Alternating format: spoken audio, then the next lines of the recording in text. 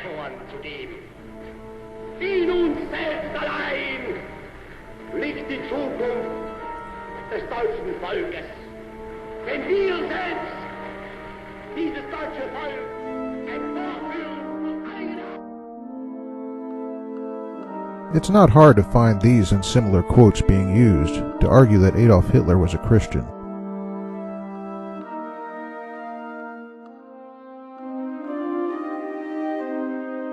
But those who find and use these quotes for their rants against Christianity forget to ask an important question. What exactly to Adolf Hitler was Christianity? And who to Adolf Hitler was Jesus?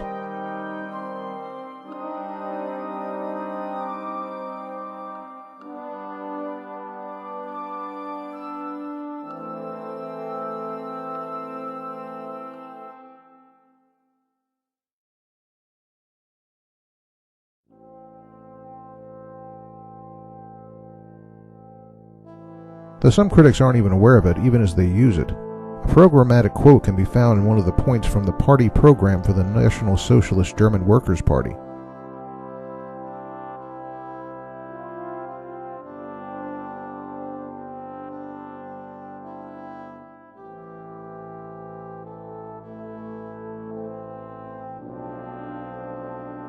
The phrase positive Christianity is a key here. Many fundy atheists quote this statement without even being aware of what the phrase means. They might be thinking that the use of the word positive simply means something the Nazis considered affirmative or helpful. But it's much more than that. And if what the Nazis called positive Christianity were to emerge today in some other place, that group would immediately earn the designation of a cult, and what it believed would be reviled as a heresy.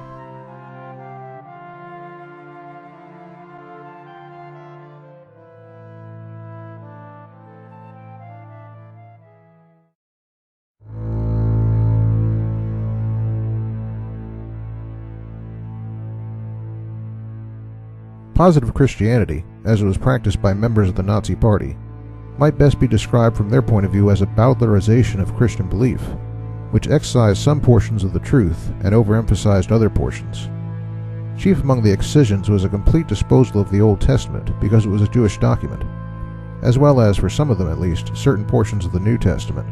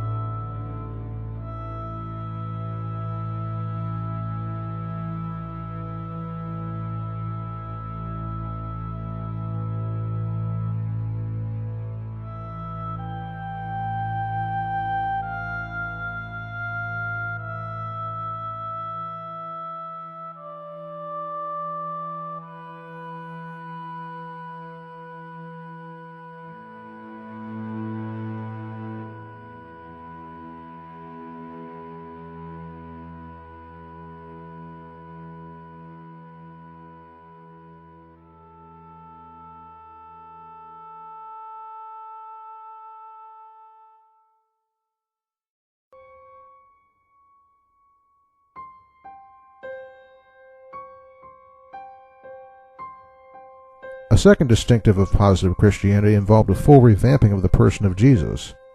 As you might expect, one part of that revamping was to no longer recognize that Jesus was Jewish, and instead claim that he was an Aryan, or a member of what the Nazis took to be the master race.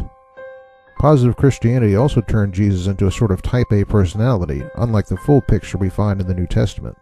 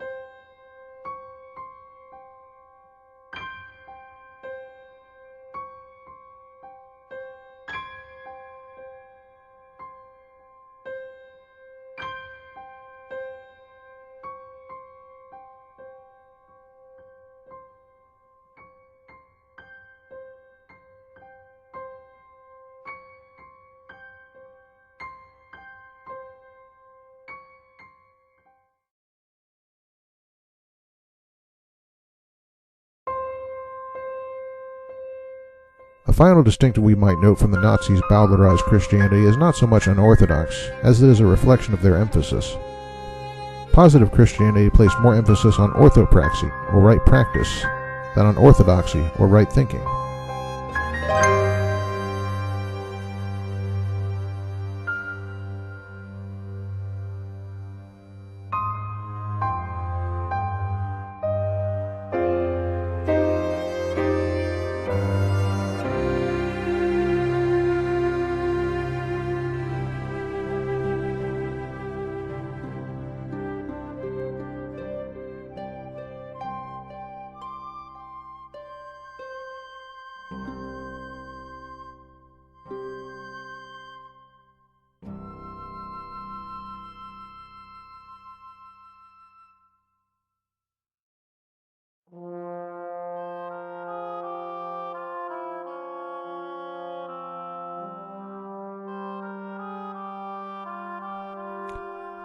With all this in mind, what can we say about claims that Hitler or other leading Nazis were Christians?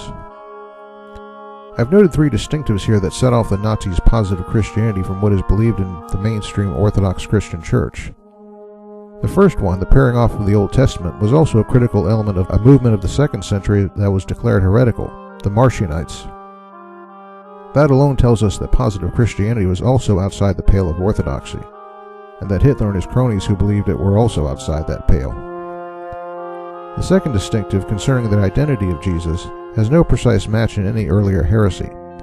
Admittedly, most heresies about the person of Jesus had more to do with the divine identity of Christ, such as the Arian heresy, with an I, not a Y. Could we term what the Nazis had to be an Arian heresy, with a Y? Well, actually we don't need to, because denying Jesus' Jewishness is here an extension of the first distinctive which chopped the Old Testament out of the canon. The last distinctive is the least controversial. Many perfectly orthodox groups or persons consider orthopraxy more important than orthodoxy.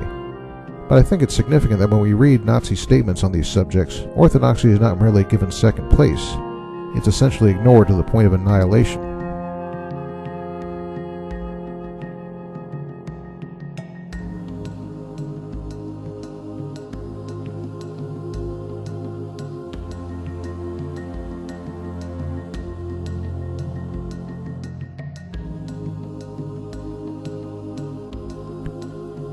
I'd be remiss if I didn't discuss some other related points. One of these has to do with Hitler's table talk, a record of conversations, or I should say monologues. In table talk we find a great many statements like these reflecting an overt hostility towards Christianity, which is why they are so often used in apologetics of this sort. I'll note these here for the record, but also issue two qualifications. The first is that all of these statements, coming as they did near the end of Hitler's life and in the face of imminent failure, would likely reflect an evolved perception of Christianity that came about because of Hitler's bitterness. The second caveat is that some historians, including one whose work I don't always trust, are questioning just how historically authentic table talk actually is. I'm not expert enough to untangle that particular argument, but as we've seen, there's plenty of evidence about Hitler's beliefs without table talk, and plenty to show that he was in no way a Christian, but at best a proponent of a bowdlerized cult of Christianity.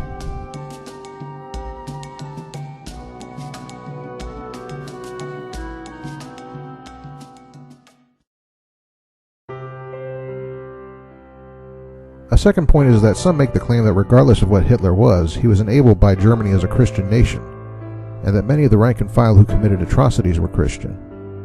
Well, that last claim is kind of vague, and I'll expect any fundy atheist to back it up with specifics. As for Germany being a Christian nation, that badly oversimplifies matters. I'm going to recommend that fundy atheists read this book, The Holy Reich. While I don't agree with every theological conclusion it reaches, it does provide an excellent discussion of how the Nazis bowdlerized Christianity to create the so-called positive mutation, and also explains how the social situation in Germany set things up for that to happen. Suffice for now to say that the main problem was a pre-World War I unwarranted sense of nationalism, and an idea of Germany as a nation chosen by God, an idea which World War I destroyed.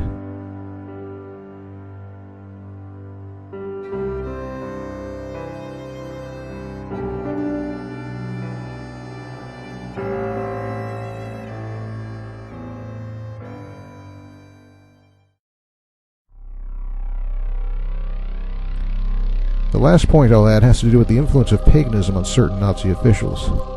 Over the years, there's been a lot of unreliable literature, some of it by Christians, claiming that Hitler was at the head of an occult conspiracy.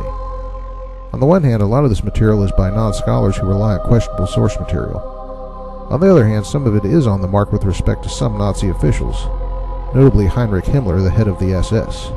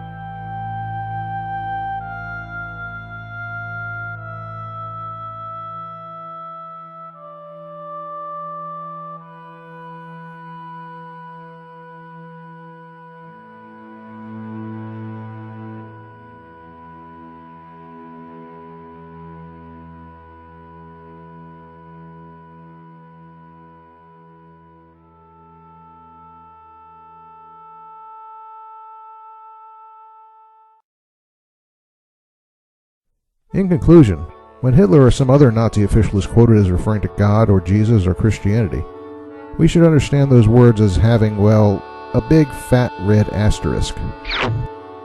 Because when they use those words, they don't mean the real thing to those who use them. Hey, wait a minute. Who are you to say who a real Christian is? That's the no true Scotsman fallacy.